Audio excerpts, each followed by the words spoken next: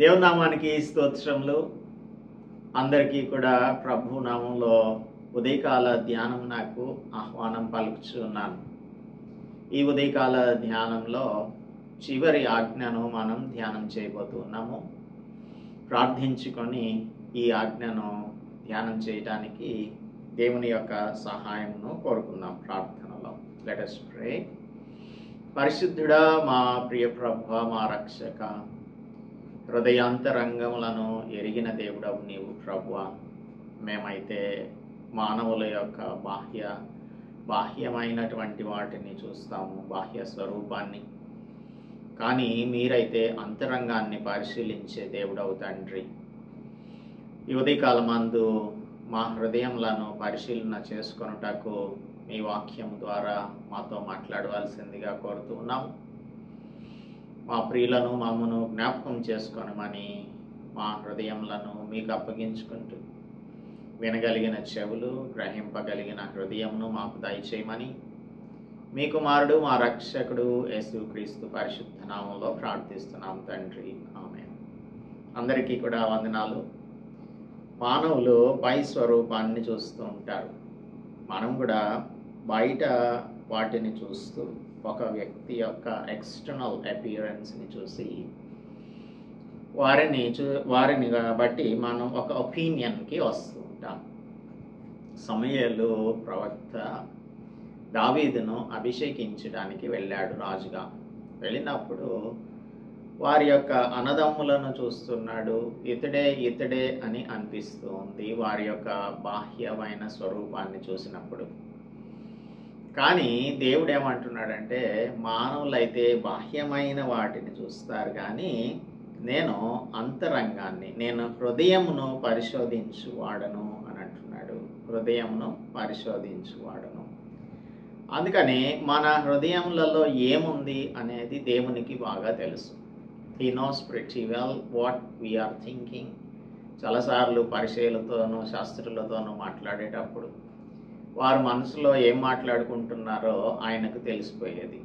అందుకే మీరు గొణుక్కోకండి, సణుక్కోకండి అని వారి హృదయములలో ఉన్న విషయాలను బయటికి చెప్పేస్తూ ఉండేవారు యేసు ప్రభు. ఇప్పుడు మనం ఒక ఆజ్ఞను ధ్యానం చేయబోతూ ఉన్నాం.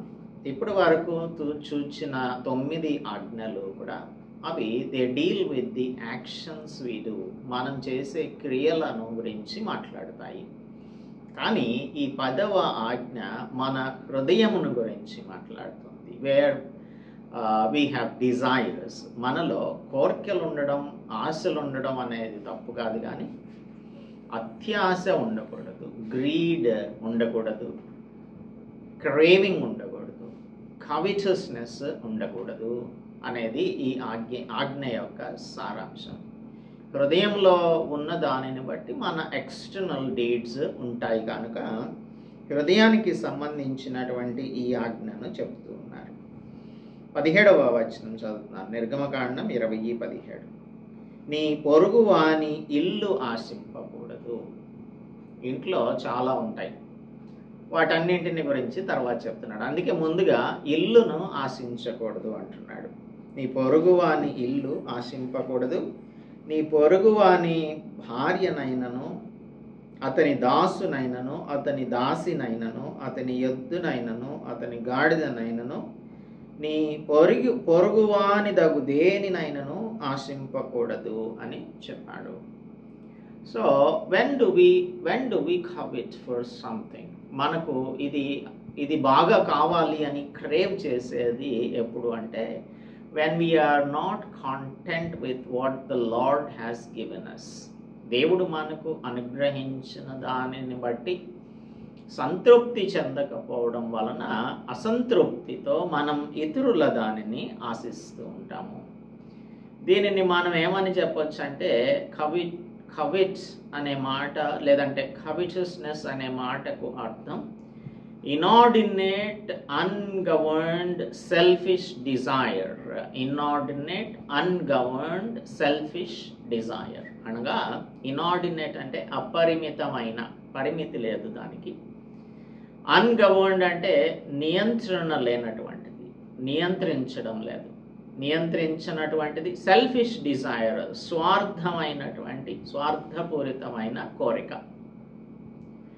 సో అపరిమితమైన స్వార్థపూరితమైన నియంత్రణ లేనటువంటి కోరిక ఏదైతే ఉంటుందో దానిని కవిట్ అని అంటాము, లేదంటే కావిటస్నెస్ అంటాము, నౌన్. ఇప్పుడు సాతానుడు హవ్వ దగ్గరకు వచ్చాడు. హవ్వ దగ్గరకు వచ్చి మాట్లాడుతూ ఉన్నాడు. 3వ అధ్యాయంలో, ఆదికాండం 3వ అధ్యాయంలో హవ్వతో మాట్లాడుతున్నాడు. హవ్వ యొక్క ప్రాథమికమైన పాపం, ప్రైమరీ సిన్ ఏంటంటే she was craving for the fruit or she was coveting for the fruit. So 3వ అధ్యాయంలోనికి వచ్చేసరికి సర్పము మాట్లాడుతుంది 5వ వచనంలో, మీరు వాటిని తినుదినమున మీ కన్నులు తెరవబడుననియు మీరు మంచి చెడ్డలను ఎరిగిన వారై దేవతల వలె ఉందురనియు దేవునికి తెలియను అని స్త్రీతో చెప్పాడు. అయితే ఆ ఫ్రూట్ని సాతాను చెప్పిన ఆలోచనతో హవ్వ చూచింది. చూచినప్పుడు మనకు కూడా చాలామంది ఇది చూడు ఎంత బాగుందో, ఎంత రమ్యంగా ఉందో, ఎంత అందంగా ఉందో అని చెప్తూ ఉంటారు. అది చూచినప్పుడు వారి మాటలను బట్టి మనం టెంప్టేషన్లో పడిపోతూ ఉంటాము. అందుకే ఇప్పుడు అడ్వర్టైజ్మెంట్స్ వస్తుంటాయి కదా. అడ్వర్టైజ్మెంట్స్ ఏం చేస్తాయంటే హ్యూమన్ సైకాలజీని బేస్ చేసుకొని వారు ఈ అడ్వర్టైజ్మెంట్స్ని చేస్తూ ఉంటారు. హ్యూమన్ సైకాలజీ, హ్యూమన్ ఎమోషన్స్ని బేస్ చేసుకొని. సో మనకు ఎప్పుడైతే అది చూసినప్పుడు వెంటనే మనకు ఆశ కలుగుతుంది. అప్పుడు ఈ స్త్రీ ఏం చేసింది, ఆ వృక్షము ఆహారమునకు మంచిదియు. ఏదైనా మనం ఒక దానిని చూసినప్పుడు దాని యొక్క క్వాలిటీని మనం ఎలా జడ్జ్ చేయగలుగుతాము? మనం తినకుండా దానిని ఎలాగ జడ్జ్ చేయగలుగుతాము? చూస్తే చెప్పేయగలుగుతామా? చాలాసార్లు మనకు చూడడానికి మంచిగా కనిపించేటువంటి ఆహారాన్ని చక్కగా డెకరేట్ చేస్తుంటారు కదా షెఫ్స్. అలాగా డెకరేట్ చేసి పెట్టిన దానిని తినడానికి వెళ్ళినప్పుడు మన ఎక్స్పీరియన్స్లో తెలుసుకునేది ఏంటంటే అది ఎంత బాగా కనిపిస్తుందో అంత అసహ్యంగా ఉంటుంది దాని యొక్క టేస్ట్. మరి ఈమె సాతానుడు చెప్పిన మాటలను బట్టి ఆ వృక్ష ఫలము మీద ఆశను పెంచుకుంది. దురాశ అన్నమాట. ఇది దురాశ. ఆహారమునకు మంచిదియు కన్నులకు అందమైనదియు వివేకమిచ్చు రమ్యమైనదియు నయ్యుండుట చూచి దాని ఫలములలో కొన్ని తీసుకొని తిని తన భర్తకును ఇచ్చాను, అతడు కూడా తిన్నాడు. సో ఇలాగా the primary sin of eve was craving for the fruits.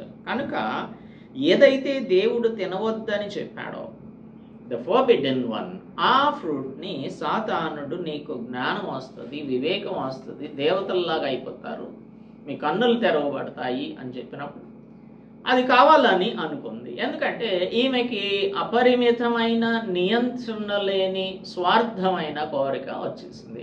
ఇన్ఆర్డినేట్ అన్గవర్న్డ్ selfish Dzire వచ్చింది.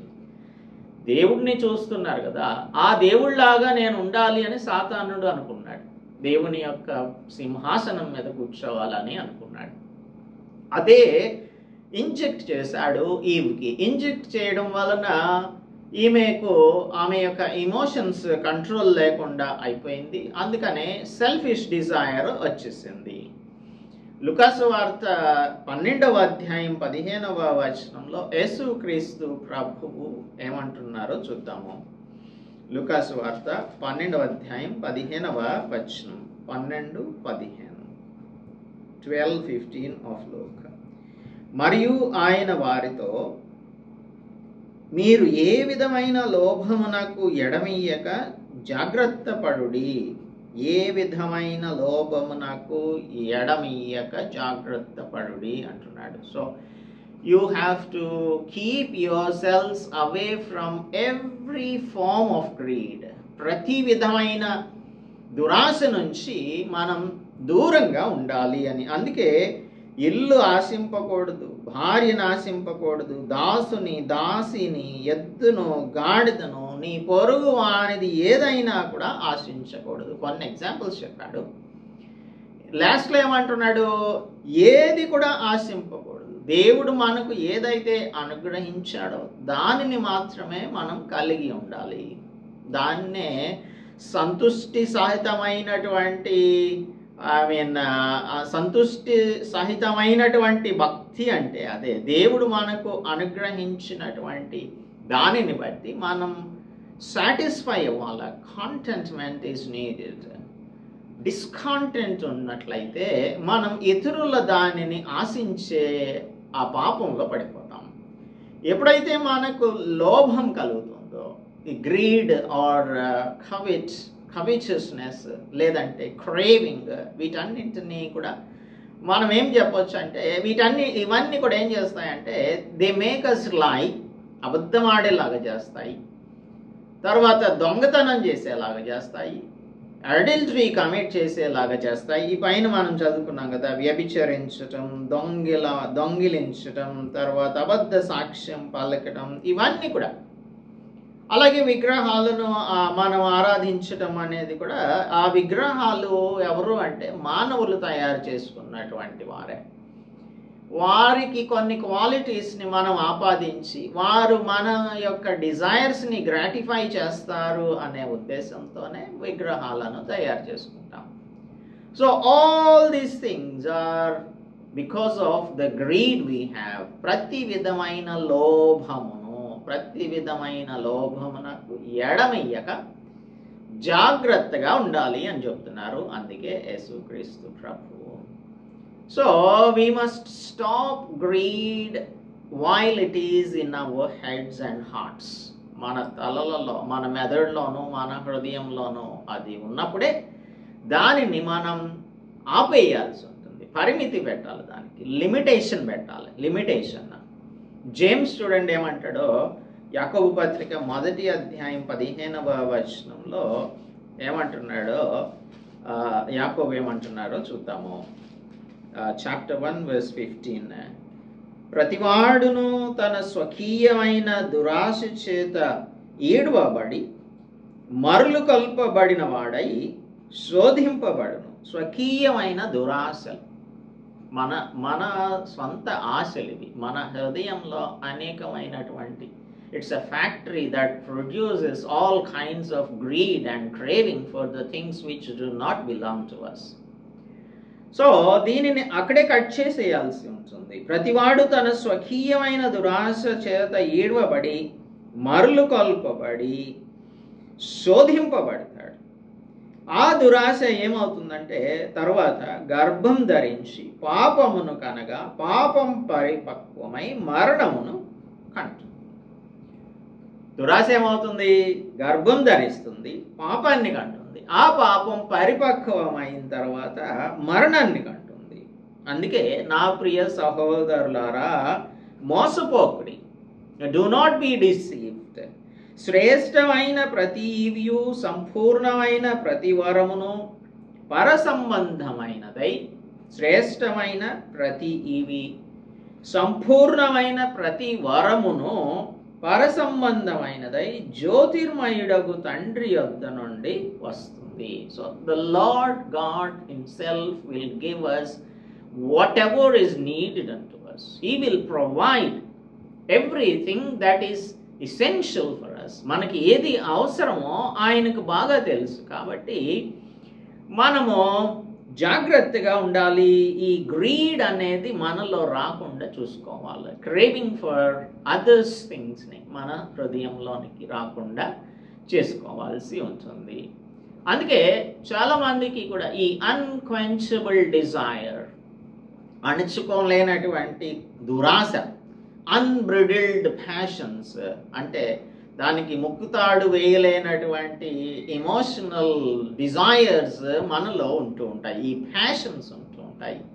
వీటిని మనం we have to bring in to subjection. అందుకే మనం మోసపోకూడదు. ఇవన్నీ కూడా చూచినవన్నీ కూడా మనమే అని అనుకోవడానికి వీల్లేదు.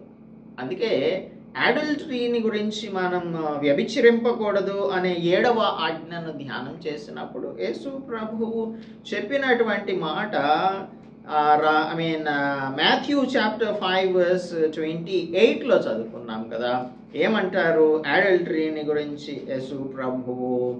ఒక స్త్రీని మోహపు చూపుతో చూచు ప్రతివాడు అప్పుడే తన హృదయమందు ఆమెతో వ్యభిచారం చేసిన వాడగును. అంటే even at the level of your mind, మన హృదయంలో ఉండగానే, మన బ్రెయిన్స్లో ఉండగానే దానిని సంపూర్ణంగా నిర్మూలం చేసుకోవాల్సి ఉంటుంది. The Holy Spirit will teach us that it is wrong, it is sin అని చెప్తూ ఉంటాడు. చెప్పినప్పుడు మనం దానిని వినకుండా we shouldn't proceed. దానిని ఈ దురాశ ఏమవుతుంది? గర్భం దాల్స్తుంది. గర్భం దాల్చిన తర్వాత పాపాన్ని కంటుంది. పాపం పరిపక్వమైతే మరణమును కంటుంది. That is the reason why man has got death. మరణం అలాగనే కదా మనకు సంభవించింది. ఈ స్త్రీ ఈవ్ అండ్ యాడమ్ చేసినటువంటి దానిని బట్టి పాపం మానవుల యొక్క జీవితాలలోనికి ప్రవేశించింది. అది గర్భం ధరించింది, పరిపక్వమైంది, మరణం అనేది వచ్చింది. లేదంటే మరణం లేకుండానే మనం అమరులంగా ఉండేటువంటి వారు, దేవుడు అనుగ్రహించిన పరిశుద్ధతలోనే మనం జీవిస్తూ ఉండేటువంటి వారం. అందుకని ఇప్పుడు మనం అనుకోవచ్చు, ఇది నేను చేస్తున్నటువంటి పని ఎవరికీ తెలియదు అని అనుకుంటాం. చాలాసార్లు మనం చేస్తున్న పని ఎవరికీ తెలియదు అనుకుంటాం. కానీ దేవుడు చూస్తున్నాడు అనే విషయాన్ని కూడా మనం జ్ఞాపకం ఉంచుకోవాలి కదా. మనుషులకు చాలాసార్లు భయపడుతూ ఉంటాం, కానీ దేవునికి మాత్రం భయపడం.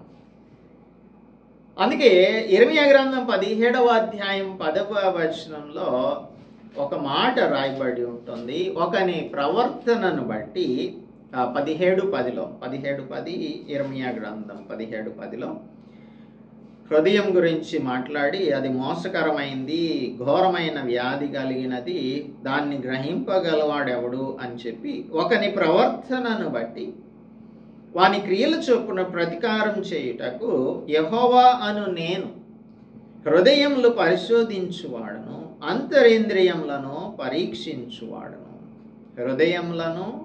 హృదయమును పరిశోధించువాడను, అంతరేంద్రియములను పరీక్షించువాడను అని చెప్తున్నాడు. కనుక మన హృదయాన్ని పరిశీలన చేస్తున్నారు కనుక ఆయన మనకు పరిశుద్ధాత్మని ద్వారా బోధిస్తూ ఉంటాడు. This is what you are doing, this is wrong అని మనల్ని హెచ్చరిస్తూ ఉంటాడు పరిశుద్ధాత్మ దేవుడు.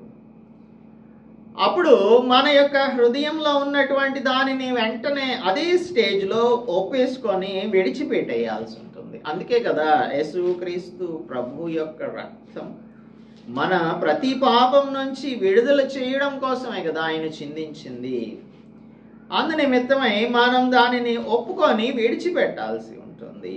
దినవృత్తాంతముల గ్రంథంలో, మొదటి దినవృత్తాంతముల గ్రంథం 28వ అధ్యాయం 9వ వచనంలో దావీదు సొలొమోనుకి ఒక హెచ్చరిక చేస్తూ ఉన్నాడు.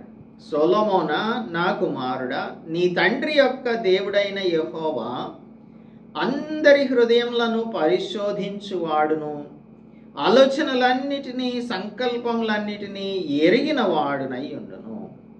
నీవు ఆయనను తెలుసుకొని హృదయపూర్వకంగాను మనఃపూర్వకంగాను ఆయనను సేవించుము. ఆయనను వెదకిన ఎడల ఆయన నీకు ప్రత్యక్షమగును. నీవు ఆయనను విసర్జించిన ఎడల ఆయన నిన్ను నిత్యంగా త్రోసివేయును అని చెప్పాడు. ఎంత క్లియర్గా చెప్తున్నాడు చూడండి.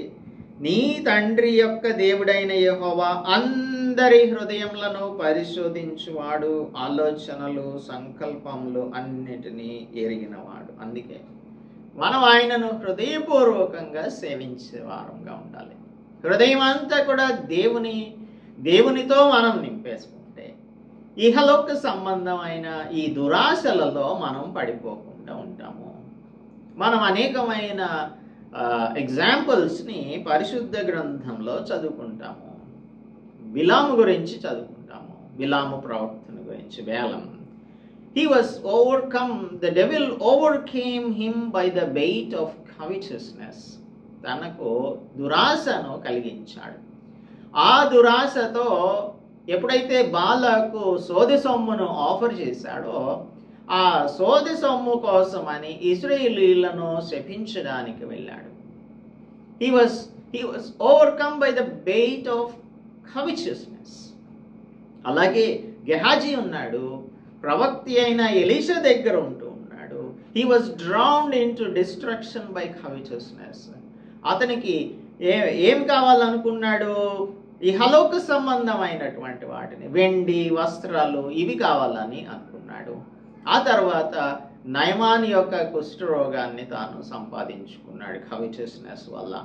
అలాగే డేవిడ్ కూడా he held into the deepest pit of sin. కాబట్టి ఒక ఘోరమైనటువంటి, అందరూ కూడా ఆయన గురించి చెప్పుకునే విధమైనటువంటి పాపమును చేశాడు దురాశ వలన. తన భార్యను కాకుండా, అందుకే తర్వాత నాతాను ప్రవక్తను పంపించినప్పుడు, నేను నీకు ఇచ్చినటువంటి దానిని నీవు సాటిస్ఫై అవ్వకుండా, you are not satisfied with what I have given you, even then you have brought another's wife. కాబట్టి ఇక్కడ నీ పొరుగువానికి సంబంధించింది ఏది కూడా ఆశించకూడదు అని క్లియర్గా దేవుడు చెప్తూ ఉన్నాడు కదా. భార్యను అని చాలా స్పష్టంగా చెప్పాడు. Didn't David know that it was the wife of Uriah? Uriah భార్య అన్న సంగతి తనకు తెలీదా? తెలుసు. అయినప్పటికీ కూడా పాపం చేశాడు. దాని వలన దాని యొక్క పర్యవసానాన్ని అనుభవిస్తూ ఉన్నాడు. హెబ్రీలకు రాసిన పత్రిక 13వ అధ్యాయం 5వ వచనంలో చదివినట్టయితే, కాబట్టి మనం ఏం చేయాలి అని అంటే, ఆయన యొక్క let your conversation be without covetousness అని అంటాడు. మన యొక్క కాన్వర్సేషన్ ఎప్పుడు కూడా విదౌట్ కవిటస్నెస్ ఉండాలి అని చెప్తూ ఉన్నాడు. అలాగనే మనము తిమోతికి రాసినటువంటి పత్రికలో అపోస్తలుడు పౌలు చెప్తున్నటువంటి విషయాన్ని చూద్దాము. సంతుష్టి సహితమైన భక్తి అంటే ఎలా ఉంటుంది అనేది. సంతుష్టి లేకపోతే ఇతరుల దానిని మనం ఆశించే వారంగా ఉంటాము. సంతుష్టి కలిగినటువంటి వారంగా ఉండాలి.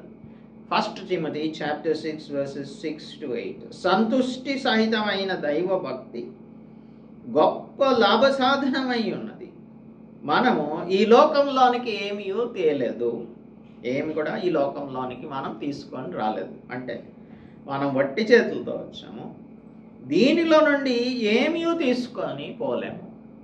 ఎవరైనా చనిపోయినటువంటి వారు ఏమైనా ఫిజికల్గా తీసుకెళ్ళినటువంటి సందర్భాలు ఎక్కడైనా చూసారా మీరు? చూడలేదు కదా.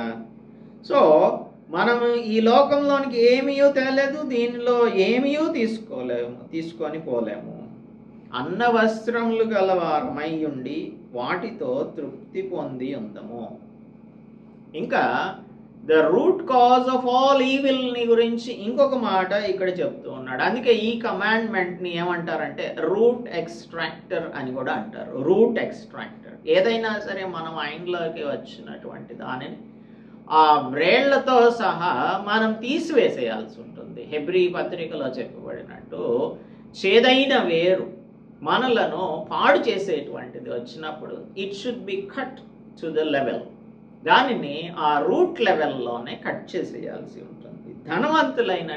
ధనవంతులగుటకు అపేక్షించేటువంటి వారు శోధనలోను, ఊరిలోను, అవివేక యుక్తములను, హానికారములనైన అనేక దురాశలలో పడతారు.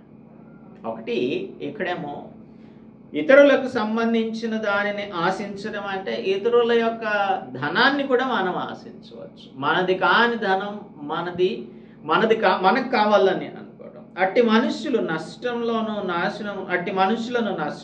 నాశనంలోను ముంచివేయింది. ఎందుకనగా ధనాపేక్ష సమస్తమైన కీడులకు మూలము. The root cause of all evil. ఇది డబ్బుల కోసమైనటువంటి ఆశ. కొందరు దానిని ఆశించి విశ్వాసం నుంచి తొలగిపోయి నానా బాధలతో తమను తామే పొడుచుకోండి. అందుకే చెప్తున్నాడు, దైవజనుడా అంటే మనందరం కూడా దైవజనులమే. We are the children of God. జనులు అంటే people. We are the people of God. దైవజనుడా, నీవైతే వీటిని విసర్జించి నీతిని, భక్తిని, విశ్వాసమును, ప్రేమను, ఓర్పును, సాత్వికమును సంపాదించుకొనుటకు ప్రయాసపడము. ఇక్కడ మనకు ఇతరుల యొక్క భార్య, ఇల్లు, దాసుడు, దాసి, ఎత్తు, గాడిద కాదు కావాల్సింది. మనకు కావాల్సింది ఏంటో ఇక్కడ చెప్తున్నాడు. విశ్వాసం కావాలి. నీతి, భక్తి, విశ్వాసం, ప్రేమ, ఓర్పు, సాత్వికం. విశ్వాస సంబంధమైనటువంటి మంచి పోరాటాన్ని పోరాడితే నిత్య జీవాన్ని మనం చేపడతాం. దానిని పొందుటకు నీవు పిలువబడి అనేక సాక్షుల ఎదుట మంచి ఒప్పుకొంటివి అని చెప్తూ ఉన్నాడు.